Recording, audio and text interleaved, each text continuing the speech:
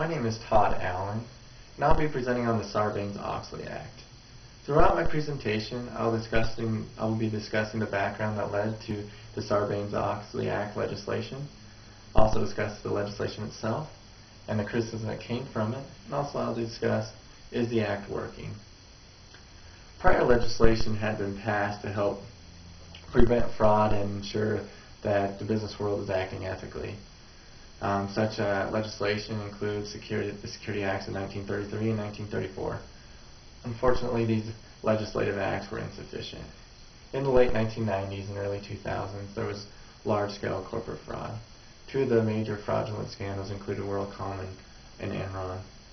WorldCom wanted to inflate their net income using accounting schemes. They began to capitalize their expenses. Fortunately, when the accounting fraud was divulged, they had a restatement of $9 million. Enron also was a large conglomerate, and they were using special purpose entities to take their liabilities off the balance sheet. These special purpose entities should have been consolidated, which they weren't. And when the fraud was divulged, Enron had to declare bankruptcy, which was the largest U.S. bankruptcy at the time. Fortunately, the external auditors did not do their part. They were supposed to catch such fraudulent acts. A lot of them let it slide. One of the major auditors was Arthur Andersen, and they were more focused on revenues than they were on performing proper audits. And unfortunately, that led to a lot of audit failures on their behalf, and it also led to their demise. Legislation was needed to help regulate the corporate world. So the Sarbanes-Oxley Act was passed in 2002. The Act has many sections. The first section, or the Section 200, stipulates how an auditor can act. It helps establish independence and helps eliminate the conflict of interest. Section 300 includes the responsibilities of the audit committee, the CEO, and the CFO. Section 400 helps has increased more disclosure of the financial statements. One of the major ones included managers are required to report on internal controls, and Section 800 stipulates the penalties for corporate fraud.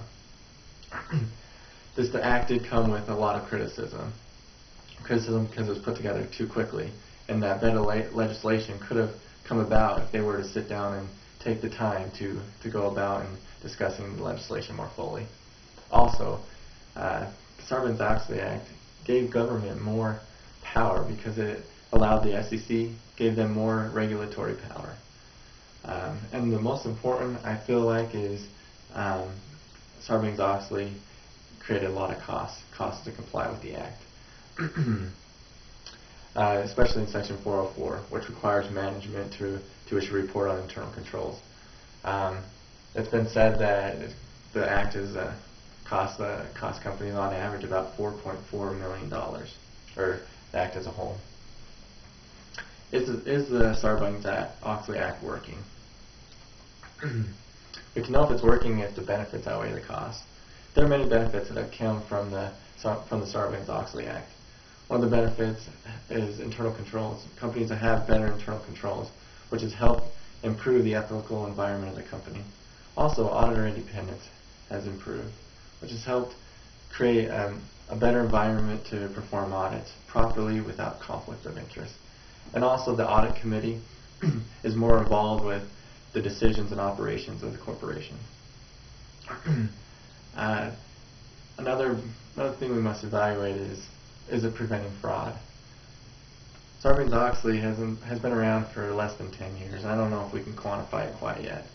But McGladrey did a survey of fraud examiners, and 65% of them believe that Sarbanes-Oxley Act is helping prevent fraud. Ultimately, I believe the Sarbanes-Oxley Act is working because it has helped restore investor and shareholder trust in the corporate world.